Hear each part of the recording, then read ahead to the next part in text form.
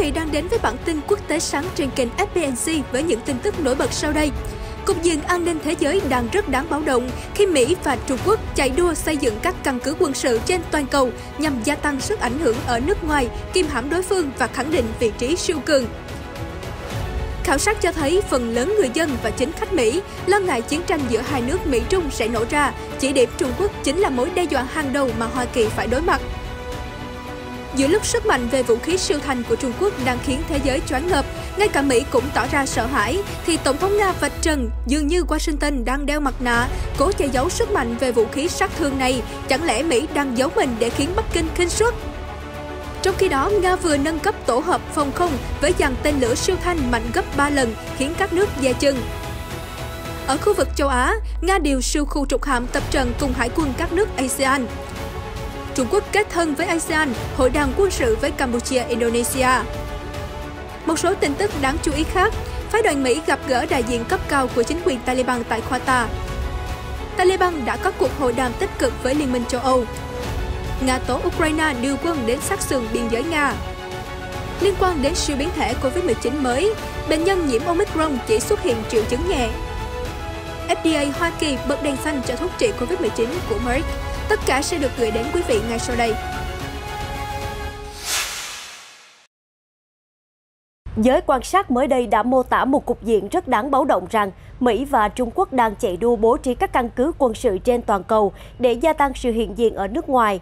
Đáng nói là cuộc chiến này không diễn ra theo cách đường ai nấy đi, mà theo kiểu mèo vờn chuột. Tất cả Bắc Kinh và Washington đều ra sức cản phá kình địch thiết lập căn cứ quân sự ngay khi có thể. Màn đối đầu gần đây nhất được ghi nhận diễn ra ở các tiểu vương quốc Ả Rập Thống Nhất UAE. Theo Wall Street Journal, các cơ quan tình báo Mỹ đã phát hiện ra rằng Trung Quốc đang bí mật xây dựng một cơ sở quân sự tại cảng Khalifa, một động thái mà Washington xác định có thể đe dọa mối quan hệ an ninh quan trọng giữa nước này với UAE. Chưa dừng lại ở đó, Trung Quốc đang hướng đến xây dựng lực lượng quân đội hùng mạnh rải khắp toàn cầu. Theo giới phân tích, một phần nguyên nhân xuất phát từ việc Bắc Kinh thường phải giao thương, mua bán nhiên liệu, lương thực và hầu như phải đi qua các vùng biển mà Hải quân Hoa Kỳ kiểm soát, chẳng hạn như Vịnh Ba Tư. Ngoài ra, Trung Quốc cũng đang sở hữu khối tài sản khổng lồ ở nước ngoài qua các hoạt động đầu tư nên nước này cần sự hiện diện của quân đội để bảo vệ. Từ những nguyên nhân trên, trong gần 2 thập kỷ qua, các chiến lược gia Trung Quốc đã không ngừng thúc giục chính quyền phát triển một lực lượng hải quân có thể cạnh tranh với Hoa Kỳ, không dừng lại ở Tây Thái Bình Dương mà còn xa hơn nữa. Kể từ khi nền kinh tế Bắc Kinh phát triển mạnh mẽ, yêu cầu này càng trở nên bức thiết.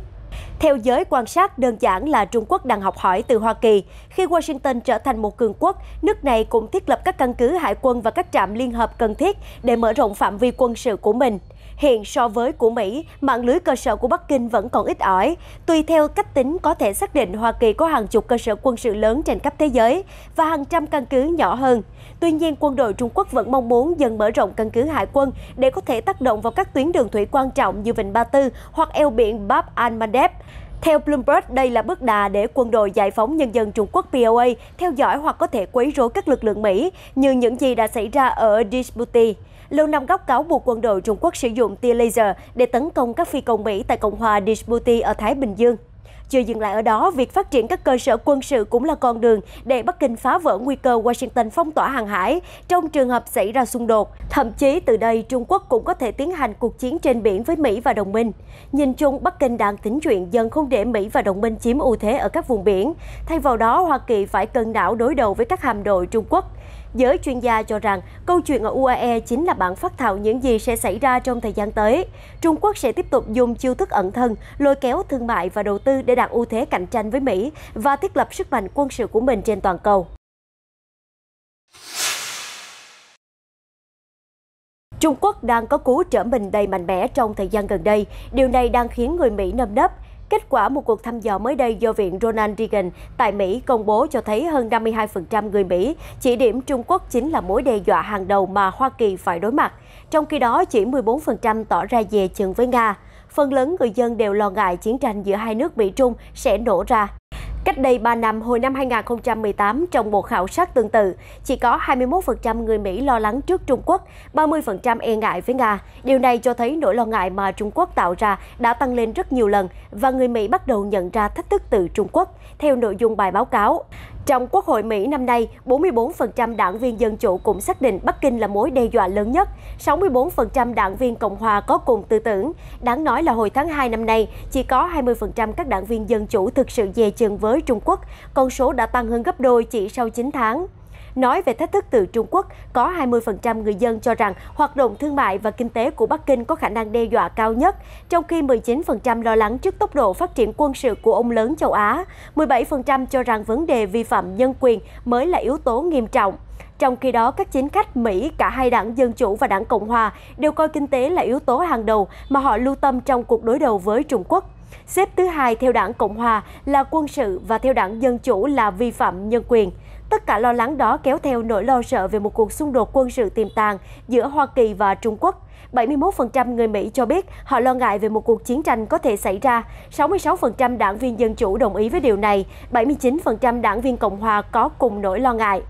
Gần đây, một cựu quan chức chính quyền Reagan, Michael Secora, nói với Fox News rằng ông tin rằng Mỹ sẽ không thể bắt kịp Trung Quốc về mặt công nghệ, cho dù có đổ bao nhiêu tiền vào nghiên cứu và phát triển, cho đến khi chính quyền Tổng thống Joe Biden thông qua một chiến lược công nghệ nào đó vượt trội. Ông nói hiện tại Hoa Kỳ chỉ lên kế hoạch chi mạnh tay, tiêu tiền nhiều hơn Trung Quốc với hy vọng chạy đua với kình địch châu Á. Đó chính xác là những gì Trung Quốc muốn, ông Secora nói. Cũng bàn về vấn đề này, cựu quan chức cơ quan tình báo quốc phòng cho biết chính quyền Washington nên lên kế hoạch phát triển quốc phòng dựa trên công nghệ, điều mà các quốc gia như Trung Quốc, Nga, Nhật Bản và Ấn Độ đã áp dụng để đạt được sự phát triển thần tốc. Hạ nghị sĩ Mike Rogers thuộc Ủy ban Dịch vụ Vũ trang Hạ viện có cùng quan điểm. Ông cho rằng chiến lược cải thiện khả năng phòng thủ nên được thiết kế dựa trên chìa khóa công nghệ thay vì tài chính để tránh cản trở tiến độ phát triển. Ông Rogers nói phát triển công nghệ quân sự là điều thiết yếu trong quá trình hiện đại hóa quốc phòng của Mỹ. Tuy nhiên, những biện pháp hiện tại mà Lầu Năm Góc triển khai ít tạo ra đổi mới và dễ gây ra tình trạng quan liêu, không đáp ứng được các mối đe dọa an ninh hiện tại. Nhìn vào cục diện gần đây, nền quân sự Trung Quốc dường như nổi trội hơn Mỹ với hàng loạt khí tài khủng như tàu ngầm hạt nhân đủ sức xóa sổ Hoa Kỳ, xung điện từ hay đáng sợ nhất là vũ khí siêu thanh. Đến các quan chức Mỹ cũng phải lạnh gáy và tức tốc tìm phương án kiềm tỏa đại kình địch. Tuy nhiên, mới đây, Tổng thống Nga Vladimir Putin đã có pha cảnh tỉnh đồng minh Trung Quốc khi cho rằng trên thực tế, Washington có phần đi trước Bắc Kinh trong việc phát triển vũ khí siêu thanh, chỉ là Hoa Kỳ không đưa ra những tuyên bố ồn ào về công nghệ quân sự này mà thôi. Tại diễn đàn nước Nga vẫy gọi diễn ra hôm 30 tháng 11, ông Putin cho biết Nga đã theo dõi những phản ứng của Mỹ trước vụ thử thành công vũ khí siêu thanh của Trung Quốc. Ông chủ điện Kremlin nói, chúng tôi biết rằng Mỹ đang đi trước một chút trong phát triển vũ khí siêu vượt âm. Họ chỉ đơn giản là không đề cập đến điều đó và không thổi bùng vấn đề này lên. Cách đây 10 năm, Hoa Kỳ đã thử nghiệm vũ khí chống vệ tinh, nhưng sự việc cũng trôi qua êm đềm. Trái lại, khi Nga thực hiện vụ thử nghiệm tương tự mới đây, thì gần như cả thế giới xáo trộn. Bình luận của ông Putin đưa ra một tháng sau khi rộ tin Trung Quốc thử tên lửa siêu vượt âm có khả năng bay vòng quanh trái đất và tránh được các vệ tinh của Mỹ. Các tình báo Hoa Kỳ cũng tỏ ra ngạc nhiên, trong khi Lầu Năm Góc cuống cuồng lo lắng và thừa nhận bị lạc hậu trong cuộc chiến sản xuất vũ khí tối tân so với Nga-Trung. Được biết, hôm 18 tháng 11, Moscow đã phóng thành công tên lửa siêu vượt âm Zircon từ tàu hộ vệ đô đốc Gorshkov. Trái lại, Mỹ thất bại trong cuộc thử nghiệm tên lửa siêu vượt âm trong tháng 10. Dù vậy, ông Putin nhấn mạnh Nga coi trọng việc thúc đẩy đối thoại về ổn định chiến lược với Mỹ và Trung Quốc. Chúng tôi luôn muốn đảm bảo an ninh của chính mình và hợp tác với Mỹ-Trung theo hướng ổn định chiến lược, ông nói. Nhà lãnh đạo Nga cũng cảnh báo sự bất đồng leo thang giữa phương Tây và Trung Quốc. Ông cho rằng việc thiết lập quan hệ đối tác an ninh ba bên AUKUS giữa Mỹ, Anh, Úc là một ví dụ về hành động gây bất ổn của các nước phương Tây. Trên thực tế, sự cạnh tranh vẫn đang gia tăng và điều này vô cùng nguy hiểm. Việc một bên thiết lập liên minh kiềm tỏa chống lại một nước nào đó không những không giúp cải thiện tình hình trong khu vực mà còn có thể dẫn đến cảnh già néo đứt dây. Ông Putin lưu ý và tuyên bố rằng các biện pháp trừng phạt của phương Tây đối với Trung Quốc là phi lý và đi ngược lại với các chuẩn mực của luật pháp quốc tế. Trong khi đó, bản thân Nga cũng đã đạt được nhiều bước tiến quân sự khiến nhiều nước dè chừng. Giám đốc công nghiệp của cụm vũ khí tại Tập đoàn Công nghệ nhà nước Rostec-Bekhan Ostroyev vừa tiết lộ với trang tin TASS rằng tổ hợp Pantsir S-1M đã nhận được các tên lửa đất đối không siêu thanh mới giúp tăng tầm tấn công từ 20 km lên 30 km, độ cao hoạt động từ 15 km lên 18 km và diện tích tiêu diệt tăng gấp 3 lần. Đáng nói, hệ thống pháo tên lửa đất đối không Pantsir S-1M nâng cấp có khả năng chống lại tất cả các loại máy bay không người lái UAV, bao gồm cả máy bay không người lái tác chiến. Ông Rostec-Bekhan Ostroyev nói, Bản nâng cấp đã tăng cường đáng kể khả năng của tổ hợp Panzer trong việc chống lại mọi loại máy bay không người lái, đặc biệt hệ thống có khả năng phát hiện và tiêu diệt hiệu quả tất cả các loại máy bay không người lái tấn công đang hoạt động. Phó giám đốc điều hành của công ty vũ khí chính xác cao thuộc Rosneft, Sergei Mikhailov thì nhận định với TASS tại triển lãm vũ khí quốc tế IDEX 2021 rằng hệ thống Panzer nâng cấp có tiềm năng trở thành cơ sở cho hệ thống phòng không chiến thuật, trở thành yếu tố chính trong hệ thống chống máy bay không người lái nhiều lớp của Nga.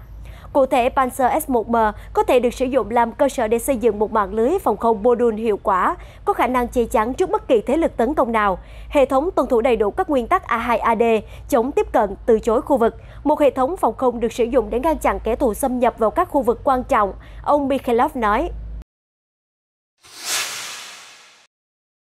Hôm 1 tháng 12, hãng tin TASS đưa tin cuộc tập trận hải quân đầu tiên giữa Nga và Hiệp hội các quốc gia Đông Nam Á ASEAN đã khai mạc tại thủ đô Jakarta của Indonesia.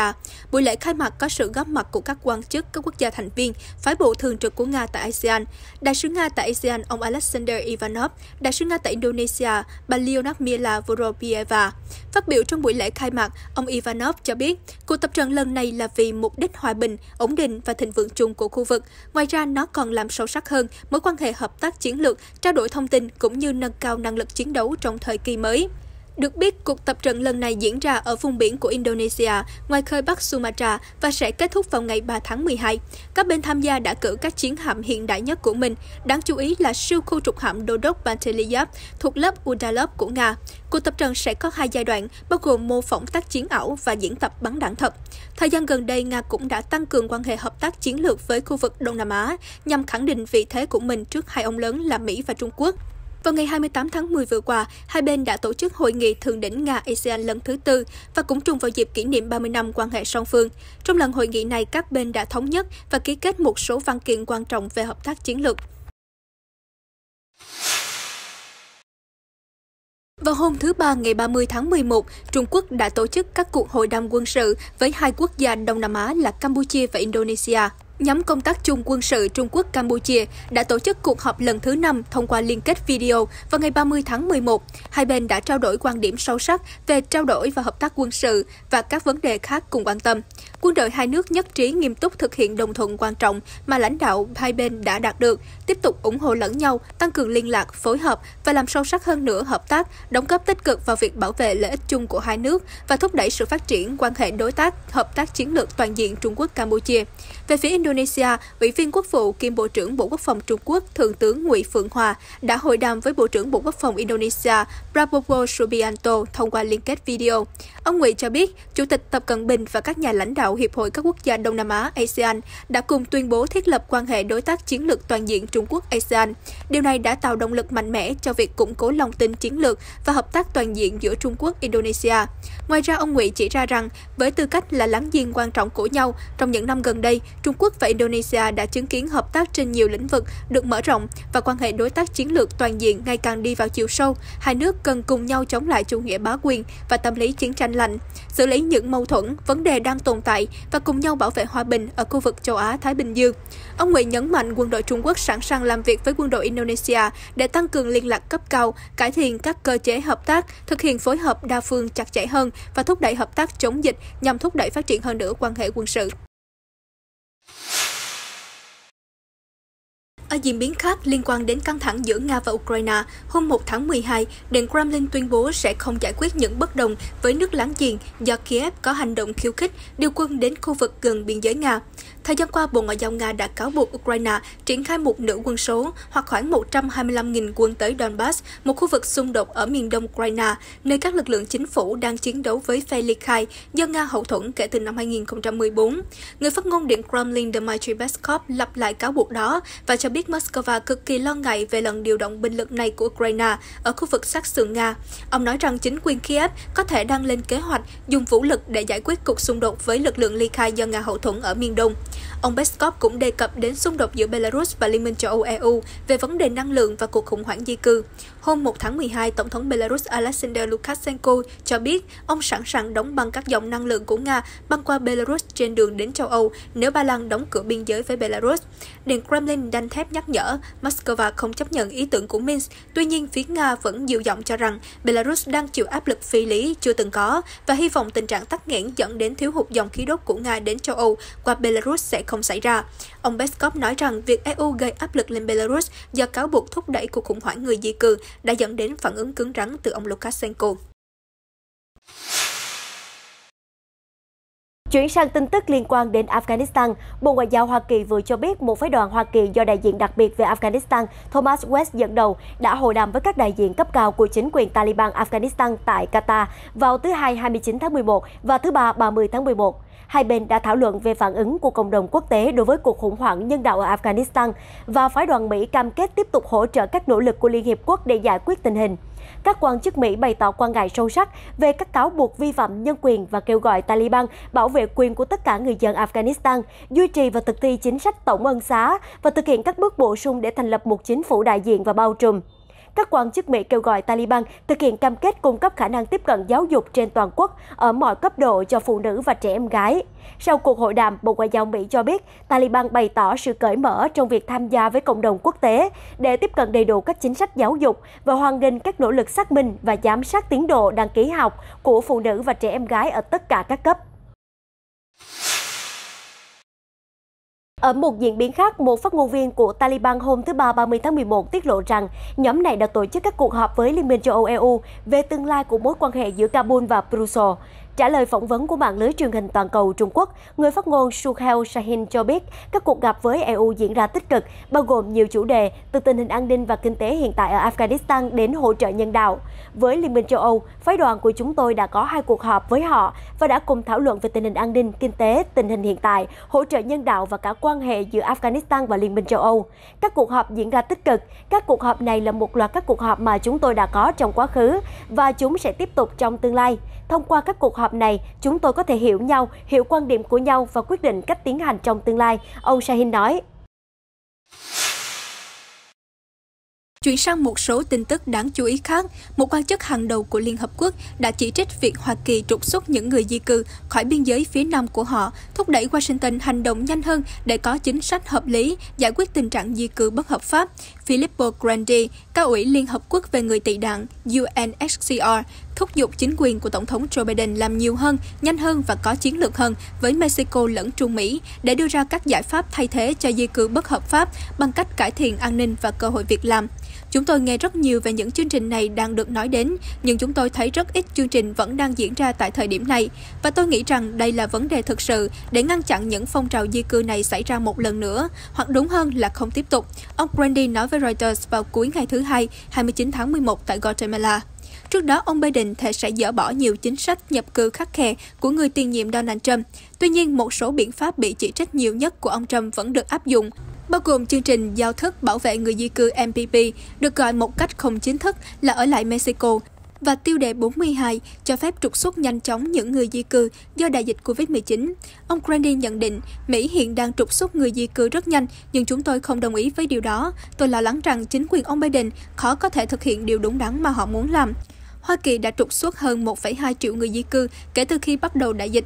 Theo Hội đồng Di trú Hoa Kỳ, các trại tị nạn ở biên giới Mỹ-Mexico đã đạt mức cao kỷ lục.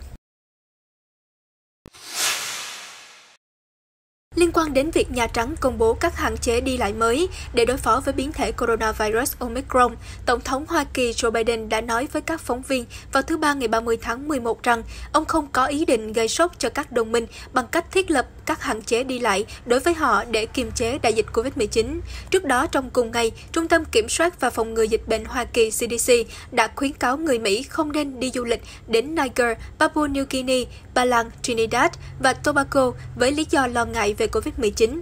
CDC hiện liệt kê khoảng 80 điểm đến ở mức phân loại cấp độ 4 là rất cao sau khi Nhà Trắng công bố các hạn chế đi lại mới để đối phó với biến thể coronavirus Omicron mới. Sự lên tiếng này của ông Biden có khả năng để tránh lặp lại lịch sử vào thời người tiền nhiệm. Theo đó, những hạn chế đối với những người không phải là công dân Hoa Kỳ lần đầu tiên được cựu Tổng thống Donald Trump áp đặt đối với hành khách đi máy bay từ Trung Quốc vào tháng 1 năm 2020 và sau đó được mở rộng sang hàng chục quốc gia khác mà không có bất kỳ số liệu rõ ràng nào về cách thức và thời điểm dỡ bỏ. Các đồng minh của Mỹ đã vận động hành lang mạnh mẽ để chính quyền Biden dỡ bỏ các quy tắc đi lại. Nhiều quy tắc đã được dỡ bỏ vào đầu tháng 11.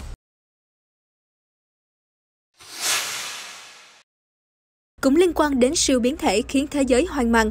Theo các chuyên gia châu Âu và Nam Phi, các bệnh nhân COVID-19 bị nhiễm biến thể Omicron cho đến nay chỉ có các triệu chứng nhẹ và tình hình tiếp theo vẫn chưa có gì chắc chắn.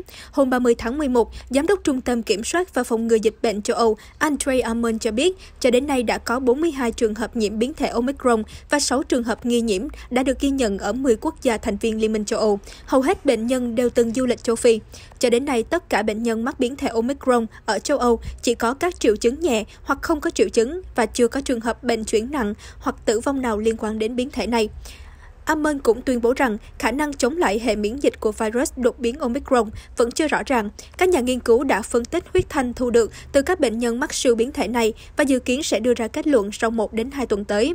Trong khi đó, một số chuyên gia y tế Nam Phi cũng cho biết bệnh nhân nhiễm biến thể Omicron cũng chỉ biểu hiện các triệu chứng nhẹ. Hầu hết bệnh nhân có các triệu chứng giống cúm như ho, sốt và đau nhức chân tay. Theo các chuyên gia, số ca nhập viện tăng không đáng kể.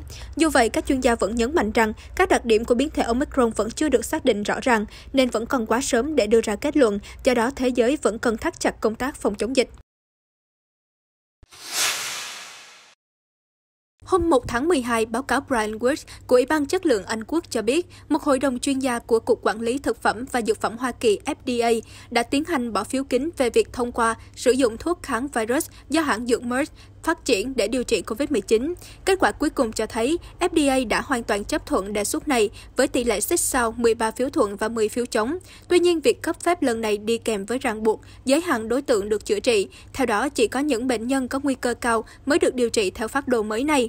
Các nghiên cứu hiện tại về tác dụng của thuốc mới này vẫn còn khá mơ hồ và hãng dược Merck sẽ cần thêm thời gian để tiến hành các thử nghiệm quy mô lớn nhằm đánh giá chính xác nhất. Trong một nghiên cứu được hãng công bố vào tuần trước, tỷ lệ biến chứng và tử vong do COVID-19 sau khi dùng thuốc đã giảm xuống còn 30%, ít hơn đáng kể so với lần nghiên cứu trước đó. Cuộc bỏ phiếu sát sao phản ánh mối quan ngại của hội đồng rằng thuốc có thể khiến virus đột biến, cũng như lo ngại về an toàn, về khả năng gây dị tật bẩm sinh của thuốc khi mà các tác dụng phụ vẫn còn chưa rõ. Tuy nhiên, một thành viên đã bỏ phiếu cho sự chấp thuận đã nói, COVID-19 là một tình huống khẩn cấp và chúng ta không nên chần chừ khi mà tỷ lệ biến chứng do dùng thuốc thấp hơn lợi ích mà nó mang lại. Vẫn chưa rõ loại thuốc mới này có hoàn toàn hiệu quả với biến chủng Omicron hay không, nhưng dù sao cũng là một tin mừng cho nhân loại khi đại dịch COVID-19 hoàn toàn chưa có dấu hiệu chấm dứt. Tuy vậy, thuốc viên dù sao cũng là một phương pháp điều trị quan trọng cho các bệnh nhân nhiễm bệnh nếu vaccine và khả năng miễn dịch tự nhiên bị đe dọa bởi biến thể này. Gần như đồng thời với Merck, hãng Pfizer đã phát triển một loại thuốc viên tiềm năng hơn, hứa hẹn sẽ giúp giảm gần 90% số ca nhập viện và tử vong trong thử nghiệm lâm sàng. FDA có thể xem xét loại thuốc đó trong vòng vài tháng tới.